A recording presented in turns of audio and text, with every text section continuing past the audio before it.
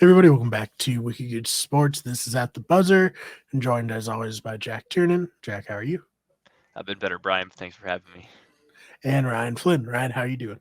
I'm hanging in there. Yeah, so we're coming literal minutes after the Celtics lose in overtime to the 76ers. 76ers tie up the series 2-2. We'll start off specifically about this game, and then we'll kind of talk a little bit about the other three games that we didn't cover in our last episode because it's been a minute here for us. So, Ryan, thoughts on today's game? Harden. It was kind of hopeful that Harden would put up I think most people are probably shooting for in the 25 to 30 range, at 30 at most. And I mean, what he put up like 42 or something like that, and Embiid similar numbers. So both just had incredible performances.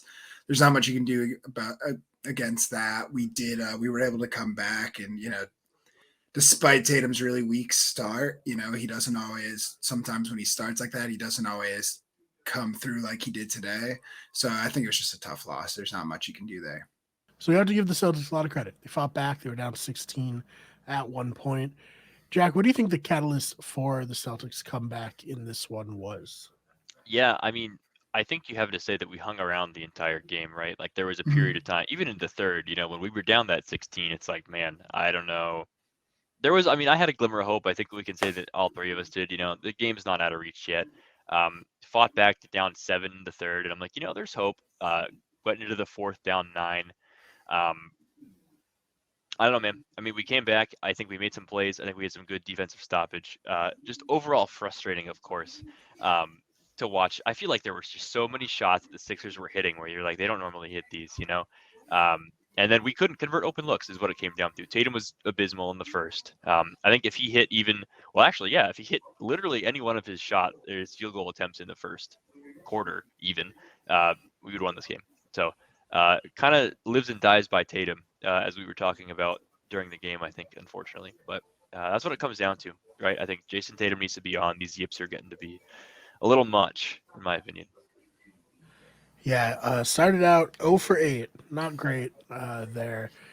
2 points in the first half. Again, not great. I think he did finish with 24. He certainly He impacted did. the games in other ways. But yeah, Ryan, what are your thoughts on Jason Tatum's kind of up and down series, especially in this playoffs? Um, it's very tough. I would just say it's kind of just. I mean, I was saying to you guys, it's who he is. I think at this point, but that's what we just have to look at it. For now, that is the kind of player he is. He is streaky. He can be inconsistent. We kind of said like it's almost like an Anthony Davis type thing. Yeah. Just sometimes he just balls off. But I will say like I feel like his presence was felt more otherwise when he was struggling today. I mean, he had like 6 rebounds in the first quarter. He was fighting for the ball. He was active. He had a lot of key defensive plays. So I think it's just a case where you just are thankful you have Jaylen Brown, and you also have Yeah. Brogdon, White, Smart, Horford. You just have such a deep team. It's really necessary around him, you know? No, definitely. And other people did step up. I do want to ask Joe Mazzulla. I've seen this a few times this season, as you guys I'm sure have. Not one to draw up plays at the end of No. games. Hates Yeah, doing it Um, for some reason. that's a yeah. huge thing, yeah.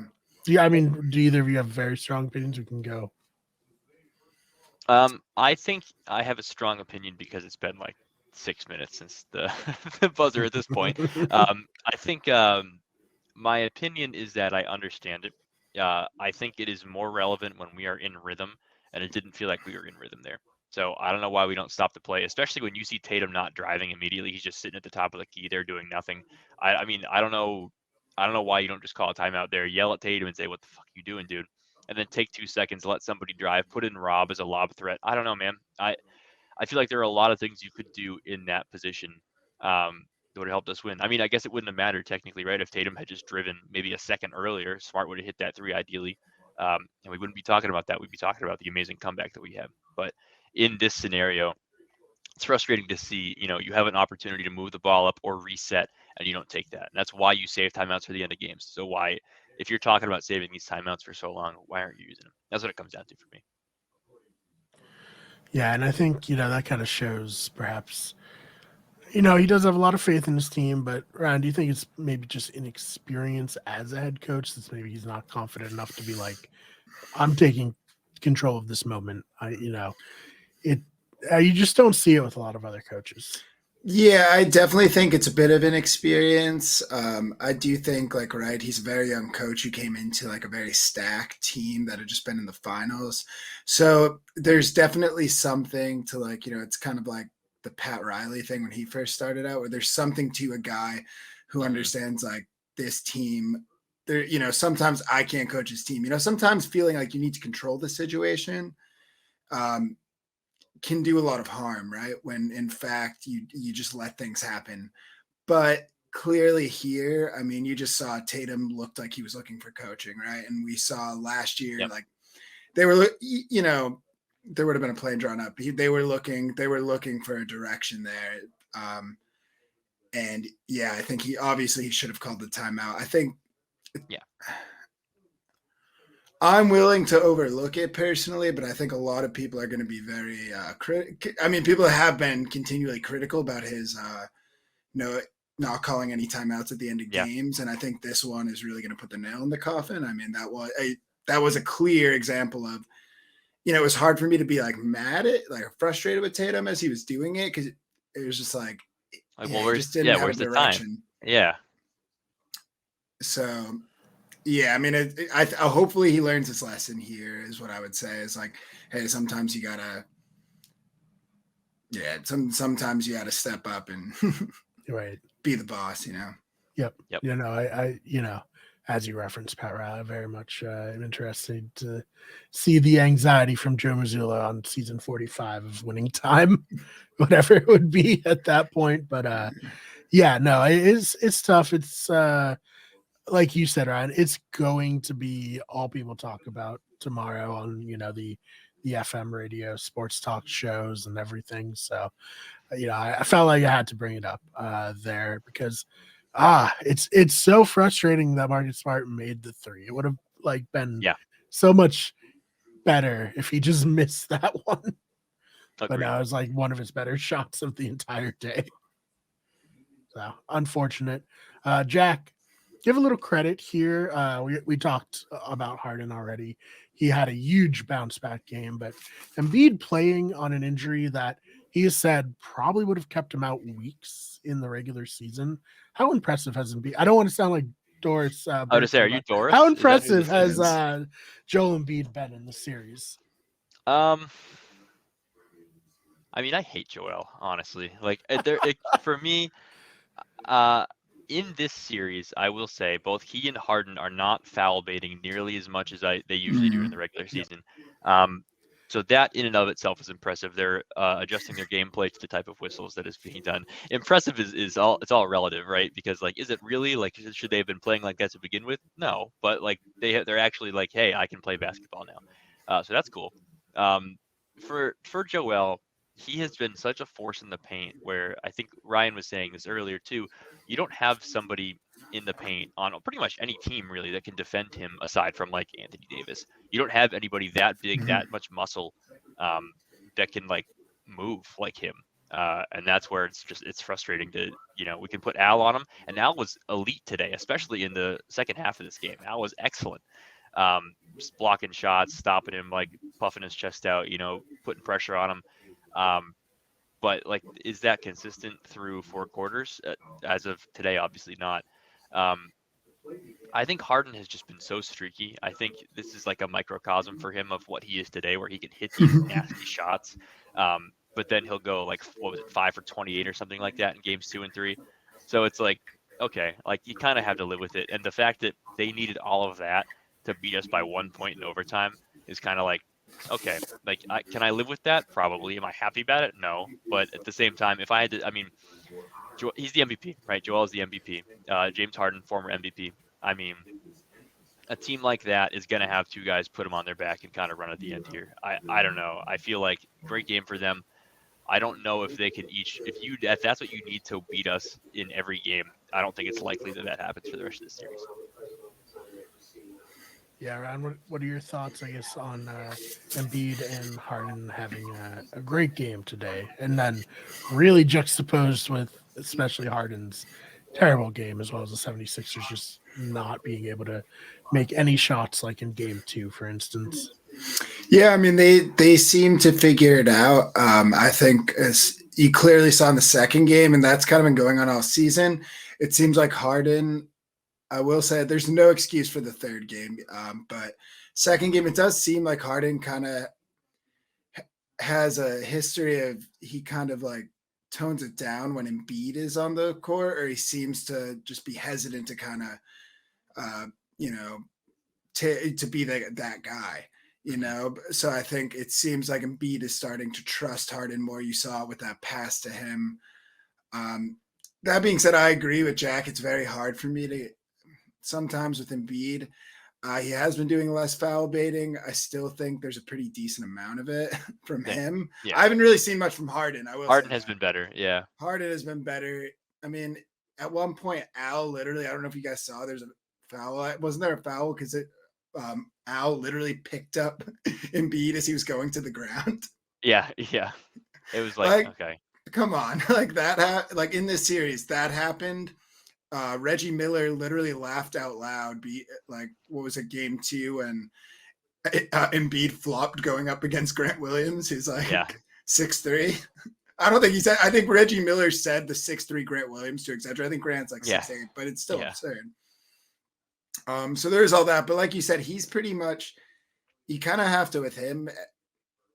With Embiid, you kind of have to accept that you don't have a response for him. I mean, he's just. He's so tough in the paint, you know, and there's just not much you can do with him. So, but you know, the thing is, usually when you have that type of thing, you know, you just kind of let him score and then just focus on everyone else. But then when Harden's also going at 100%, I mean, there's not much. There's not much you can do. For sure. So I guess that just leads me to, we're coming back to Boston for a couple games here. I think we all kind of locked in that the Celtics were going to win the series before. I don't know if we did it on this, but we all thought the Celtics would win the series, especially with Embiid's injury coming into it. But after 4 games, Jack, what are you thinking? To be honest, again, I feel like our wins have been more definitive than theirs, right? I think there is like today's game. I mean, pretty much in the fourth quarter, escaped the Celtics, you could say. I think they did. I think it would have been. It's tough to go down 3-1 in a series. You have a team with the MVP on it for this season, right? I don't know. I don't know what would have happened if we were up 3-1. We don't have to worry about it now, I guess. In the the world of either way, I think I still feel good about the Celtics. I think they're going to come back from this. I think Tatum is going to come in with a purpose, hopefully in Game 5.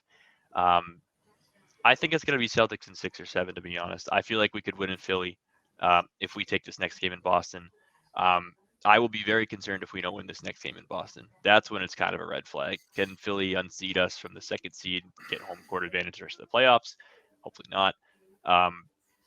I feel like we don't have to worry about it, to be honest. I don't think Joel and James can do that for 2 consecutive games from here on out. 3 consecutive games, really, if you think about it, because they just did it this game. You know, are they able to do that? I think you have Al. I think you have Grant that can guard Joel, not well, but he is at least annoying and a pest. You know, makes him work. So I don't know. Yeah, I think season 6 or 7. I still feel good about it. I don't know if that's blind, but I do feel like hopefully Joe learns from his timeout mistake. Hopefully Jason Tatum can get more than 2 points in the first half of a basketball game. And I don't know. I think that's what it comes down to, frankly. Sorry. Ryan, what are your thoughts? Sorry about that. Yeah, so kind of so I think that like what Tatum showed at the end of the game for how he was playing at first was pretty indicative that I think that's not going to happen again next game. I think, right, he should be able to step up for the whole game next game, I would imagine. especially, being home in Boston. It's a little concerning, right, how well the two of them played. But like Jack said, the chances of them playing at that level consistently, and history does, neither of these guys are super clutch in the playoffs historically. So I definitely think it's going to be 7 games at this point. But I mean, we almost, right? This was supposed to be their win. I mean, it looked like it was going to be, but we always kept in it, and we almost took it from them. And I mean, Harden literally just had the playoff game of his life, and just every shot went in for him, everything went just right for him, and they still just won, right? And that was their second game at home, with Embiid finally getting that MVP award he's wanted for so long. So yeah, I think push comes to shove, if I have to say, I definitely think the Celtics have this, but it is a series that could go either way. And especially if if the Celtics lose the next game, I think it's anyone's series. Same. But I would say I'm about 60-40 Celtics right now. All right. So with that, anything that we didn't touch on that you guys wanted to bring up? Not that I can think of. If we win out of the series, I just hate that we're going to see Miami in the ECF again. Honestly, that's it's annoying. It's basically the same path. If we do win, yeah. If we win, if they win, let's not count our chickens before they hatch, as they say. Yeah, you're right. You're right. Yeah. And I guess the Knicks could come back, but Miami looks like the better team in that series. Yeah, so sure. I don't actually think that will happen, but we'll see. All right, Jack, anything you want to promote before we get out of here? Sure. Best place to find me is on Twitter, and that's @Jack_Tiernan. Follow me there. Also follow my disc golf account. That's @JackDiscGolf on Instagram. Follow me there. All right, Ryan, same thing. Anything you want to plug? Yeah, sure. Actually, me and my buddy just started we just kind of started an Instagram for a basketball card kind of a thing we got going. More it kind of just like we're looking to eventually set up an eBay store and all that, but for now we're just kind of posting some of our collection, just trying to get to know other people interested in that hobby and all of that. So you can follow us at dunkaf.cards. Perfect. That's well tied into this show. So exactly synergy, So go follow Jack and Ryan there on Instagram, and then you can follow me on Twitter @theFakeBMar. It's BMARR channel. You can pretty much find it anywhere where you get sports. Thank you so much for watching, and we will see you in the next one.